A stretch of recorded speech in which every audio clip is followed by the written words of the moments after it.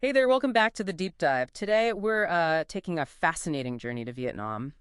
It's a country grappling with a very modern challenge. Our mission is to unpack their really ambitious plan to, well, clear the air in its bustling cities.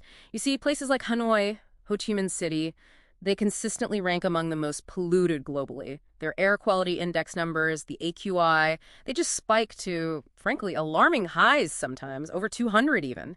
And those tiny PM 2.5 particles, often 6 times what the World Health Organization recommends. 6 times. Yeah, and the human cost of that pollution is just staggering. We're talking, 60,000 to 70,000 premature deaths every year across the country, plus an estimated $13 billion in economic losses annually.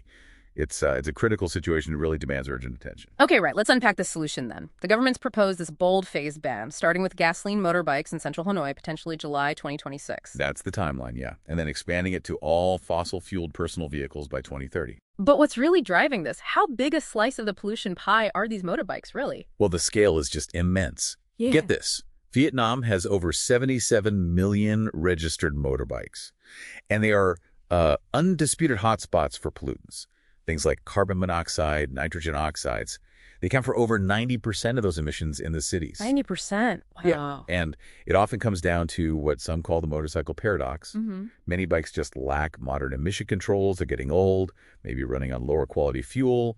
It creates this synchronization gap. Basically, older bikes polluting way more than newer standards allow. Okay, so if they target these bikes, what kind of, immediate impact could we actually expect? Have I seen anything like this play out? We actually have sort of a natural experiment. During the COVID-19 lockdowns, Yeah. traffic just dramatically reduced, right? Right, cities were empty. Exactly. And we saw ambient PM 2.5 levels fall by 14 to 18%, and carbon monoxide, that plummeted by 28 to 41%. Wow, that's pretty compelling evidence for the potential impact. It really is. Yeah. A powerful testament to what reducing vehicle traffic could do quite quickly. But, okay, swapping gasoline for electric, that brings up the whole well-to-wheel thing, doesn't it?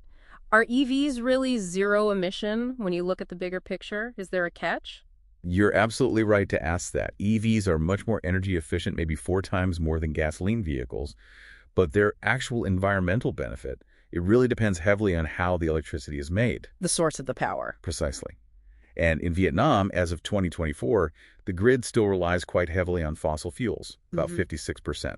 And coal makes up a big chunk of that, around 40%. So initially, at least, you're not really eliminating emissions. You're relocating them. Yeah. From the city streets, perhaps, to the power plants generating the electricity. That's a really vital distinction.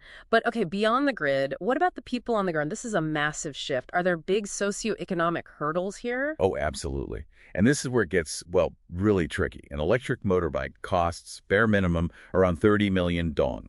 And the average monthly income in Hanoi is? Around 10 million dong. So we're talking 3 months' salary, roughly. Okay. And the subsidies? The proposed subsidies only cover maybe 10 to 17% of that cost.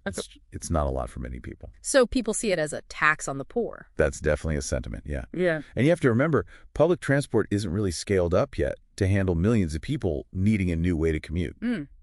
So this really raises the question, is this rapid ban the most effective way forward right now, given the grid, given the cost? It's a fair question. Not necessarily the only way, or maybe even the best initial way.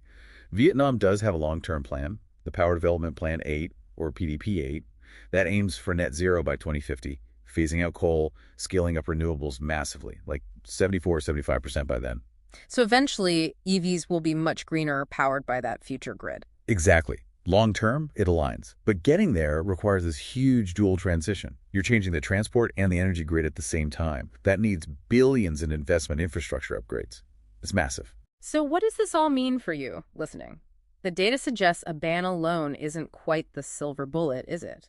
Sounds like other policies might give more immediate, maybe more equitable results. What else is on the table? That's right. Things like dramatically expanding public transport. That alone could cut transport emissions by over 21%. Or implementing mandatory checks, inspection and maintenance programs for all the existing motorbikes. Especially if, 22% of cars already fail their emission tests? Precisely. Getting the current fleet cleaner, improving fuel quality. These foundational steps could make a big difference. They could create a more sustainable path before you rely solely on widespread bans, which have those big social costs. Right. It really feels like this story teaches us that real progress, sustainable progress, often isn't about one single bold move. It's more like a carefully choreographed dance, maybe.